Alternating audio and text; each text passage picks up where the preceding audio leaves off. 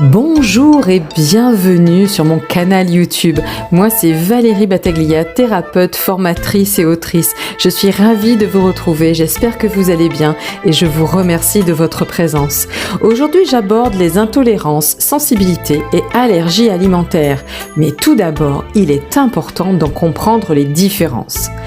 L'allergie alimentaire est un ensemble de réactions immunitaires anormales survenant après l'ingestion d'un aliment que l'on appelle allergène. Le premier contact avec cet allergène est asymptomatique et entraîne une sensibilité à l'aliment avec la production d'anticorps. C'est seulement lors d'un second contact que les symptômes inflammatoires apparaissent. L'allergie alimentaire intervient très rapidement après ingestion, moins d'1 heure en règle générale, et certains symptômes peuvent mettre en danger la vie du patient en affectant les voies respiratoires et la gorge, tels qu'un choc anaphylactique avec œdème de Quincke. Au contraire, les symptômes de la sensibilité ou de l'intolérance alimentaire peuvent être retardés de plusieurs minutes, voire plusieurs journées. Dans le cas des intolérances alimentaires, l'organisme ne parvient pas à digérer de manière correcte l'aliment consommé ou l'aliment peut irriter le système digestif. Comme les réactions ne sont pas aussi aiguës et peuvent imiter d'autres causes, les sensibilités aux aliments peuvent être difficiles à cerner.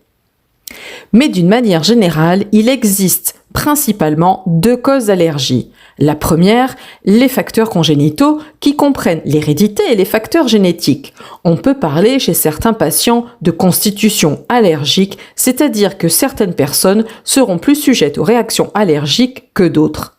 Les sujets de cette constitution auront une plus faible capacité d'absorption des facteurs allergènes. Les facteurs acquis, comme le stress, le mode de vie, le régime alimentaire irrégulier et non adapté. Dans la prise en charge des sensibilités alimentaires, de nombreux ingrédients de la médecine traditionnelle chinoise peuvent aider à réduire les symptômes et à moduler les réponses du système immunitaire et digestif. À ce titre, comme ils sont nombreux, je vous les mets dans le premier commentaire épinglé sous la vidéo. Dans le cas des allergies constitutionnelles, il est important de venir renforcer l'immunité des patients souffrant d'intolérances alimentaires. Les intolérances alimentaires n'impliquent pas toujours le système immunitaire.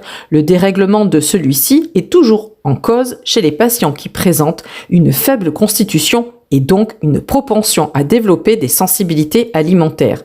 Ce sont des patients atopiques. Ce phénomène héréditaire se manifeste principalement par de l'asthme, de la rhinite, de la conjonctivite et de la dermatite.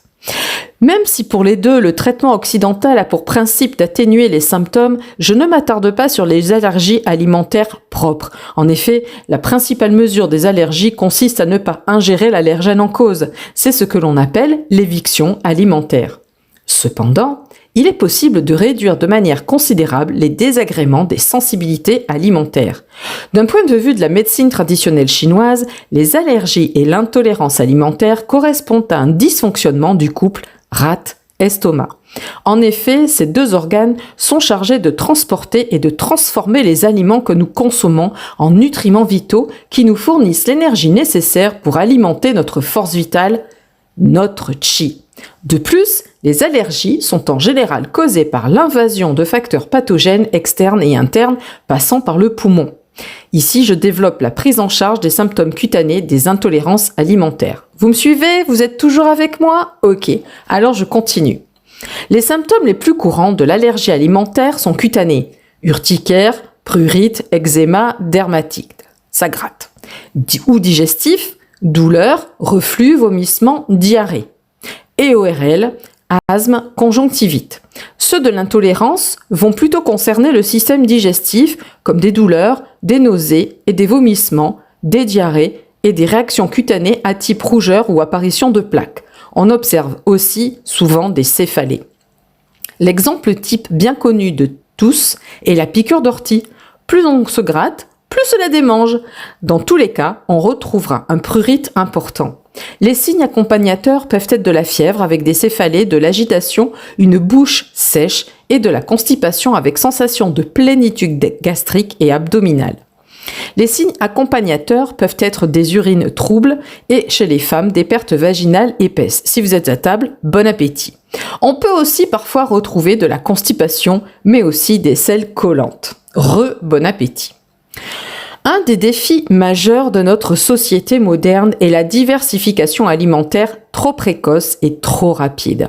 En médecine traditionnelle chinoise, le système digestif n'atteint sa pleine maturité qu'aux alentours de 6 ans. Avant cet âge, il est encore fragile et n'assimile pas efficacement les aliments complexes. Introduire trop tôt des aliments difficiles à digérer surcharge la rate, perturbe sa fonction de transformation et peut, à long terme, favoriser l'apparition d'intolérances ou d'allergies. L'introduction des premiers solides doit se faire en douceur en privilégiant des aliments simples et digestes. Les bouillies de riz longuement cuites sont idéales car elles offrent une texture parfaitement lisse et facilitent l'adaptation du système digestif. Ce premier aliment, doux et réconfortant, prépare l'organisme en douceur à recevoir d'autres nutriments. À l'inverse, certains aliments demandent un effort digestif trop important et peuvent ralentir le bon développement digestif. Parmi eux, les protéines animales, les produits laitiers, les céréales contenant du gluten et les fruits à coque nécessitent une transformation plus complexe et peuvent surcharger la rate. Le sucre raffiné est à éviter, lui préférer la saveur douce, naturelle, présente dans les courges, les patates douces, le millet ou les légumineuses bien cuites. Manger à heures régulières et éviter les grignotages. Les aliments à éviter. Les aliments épicés et chauffants comme l'ail, le gingembre sec, le piment et le poivre noir. Les fritures et les aliments gras entravent l'élimination des toxines. Les produits fermentés et vinaigrés, lorsqu'ils sont consommés en excès, peuvent accentuer l'irritation. Le café et l'alcool, échauffants et asséchants, exacerbent aussi ce déséquilibre, tandis que les sucres raffinés favorisent l'inflammation. Comme je vous l'ai dit plus haut, les aliments à privilégier, vous les retrouvez dans le commentaire épinglé sous cette vidéo. Je vous remercie de votre écoute. Si elle vous a plu, je vous invite à mettre un j'aime, à vous abonner si cela n'est pas déjà fait, à laisser un commentaire, je me ferai un plaisir d'y répondre. Je vous dis à très bientôt pour une prochaine vidéo et surtout, c'est ça, prenez soin de vous!